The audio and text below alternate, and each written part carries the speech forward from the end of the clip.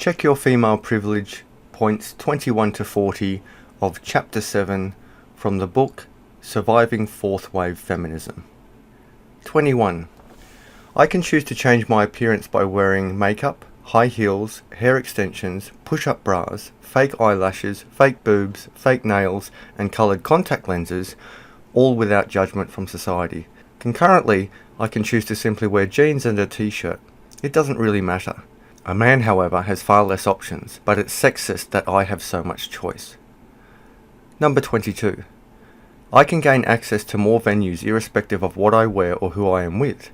A man must adhere to a dress code and in many cases have at least one female with him before being allowed to enter. Groups of men are often denied access to venues because of their gender.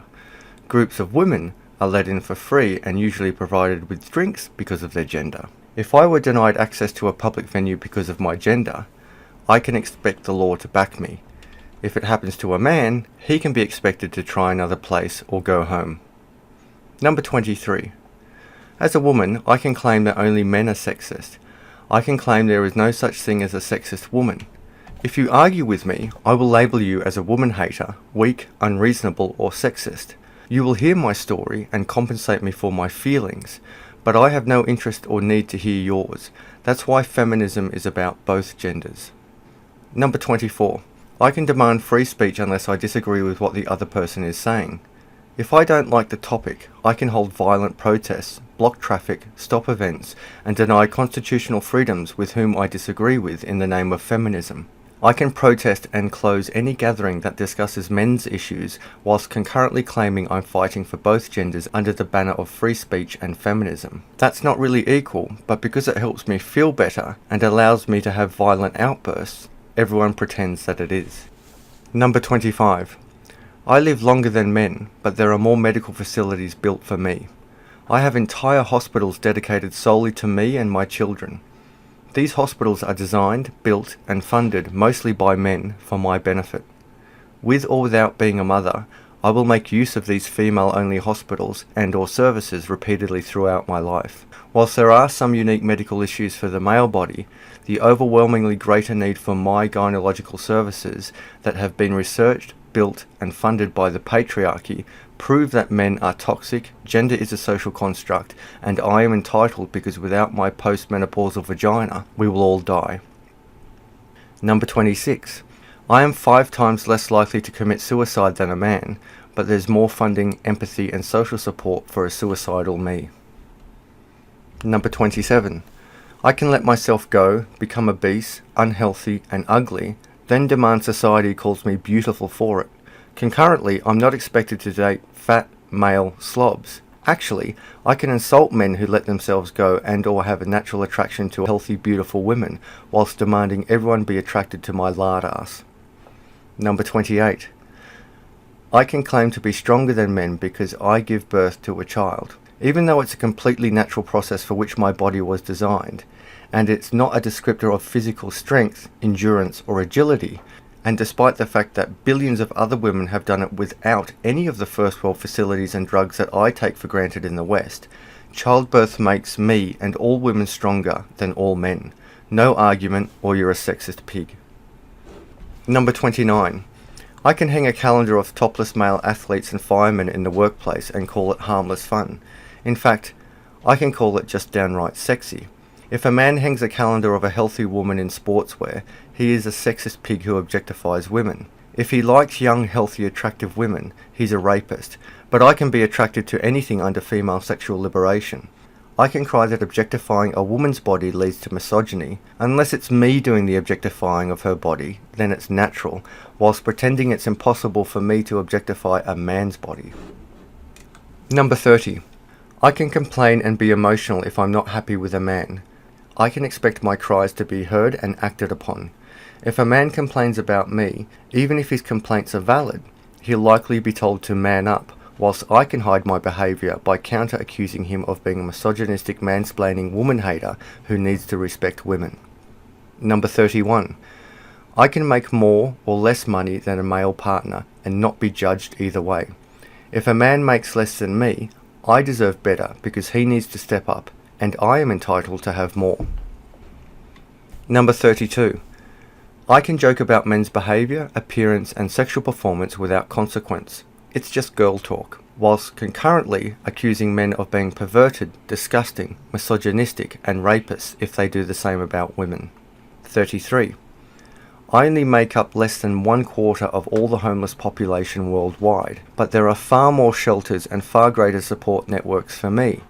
The best part is that the support for women continues to grow, whilst the support for men in need remains stagnant or declines. It gets better. The vast majority of women's shelters are funded by men, whilst nearly no one funds the shelters for men.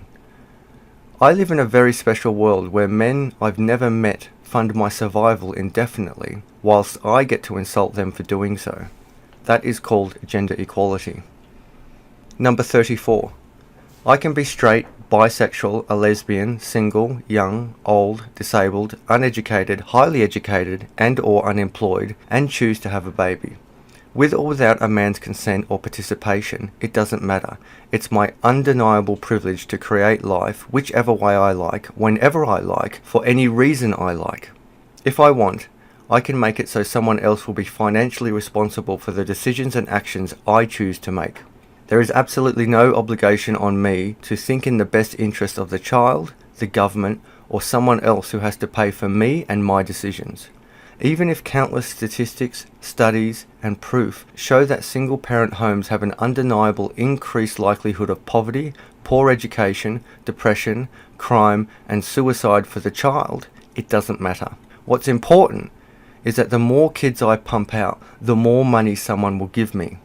I'm entitled to that money because he should have kept it in his pants. Even though I have 13 different contraceptive options available to me, and I lied about being on the pill, and I poked a hole in his condom, it's his fault that I'm pregnant and keeping it against his wish. That's why he has to pay. Oh, and the government, they need to pay too, because it's their fault I'm in this situation, and without my vagina, we all die. Number 35. I can demand to be treated as an equal, then pull the female victim card as soon as it all becomes too much for me, or when it creates a personal advantage. There's nothing anyone can say to argue with a female victim. If they do, it's hate speech, and violence by me or my feminist buddies is more than justified. Number 36. I can watch a male strip show or life drawing class and call it a girls' night out. If a man watches a female stripper, he's a seedy and creepy misogynistic rapist with an unhealthy sex drive who objectifies and disrespects women. His desires make him a rapist. My desires make me empowered. Number 37. If my relationship is failing, I can deny any responsibility and blame all men for not behaving in a way that I demand. If I am unable to find a partner, I can demand men find me attractive, even if I'm obese, unhealthy, angry, unpleasant, or unaccomplished. I will concurrently insult any man who prefers a nice, healthier, more attractive, and more accomplished woman than me. Number 38. I can organise and participate in rallies that publicly insult and shame straight white men and boys. Even though my protests incite hate, discrimination, and divide our society, the government will shut cities for my protests that typically result in some type of property damage and me being violent.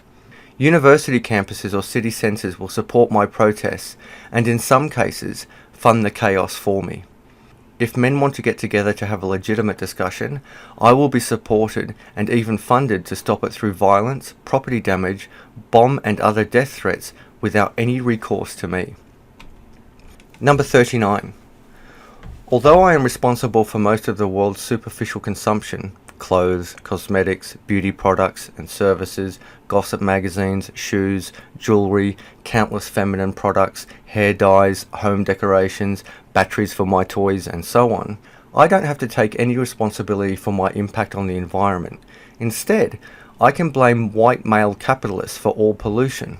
After all, it was the evil patriarchy that designed, built and supplied me with every first world luxury I consume, use and enjoy daily. Just because I'm free to use these luxuries to improve my life and make me happy, comfortable or hygienic doesn't mean I should consider their environmental impacts. That's a man's job. Number 40. My comfort is more important than reducing world pollution.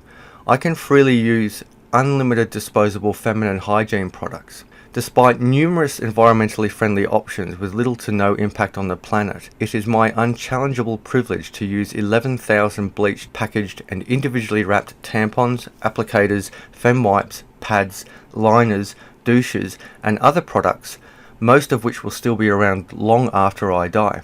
Moreover, because I am entitled and privileged, I can demand society gives me these products free from any tax, or free entirely without any limits.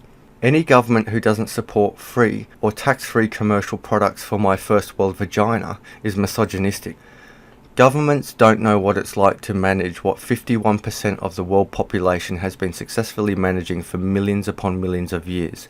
Thus, I am entitled to unreasonably contribute to long-term global pollution whilst making white men fund it for me.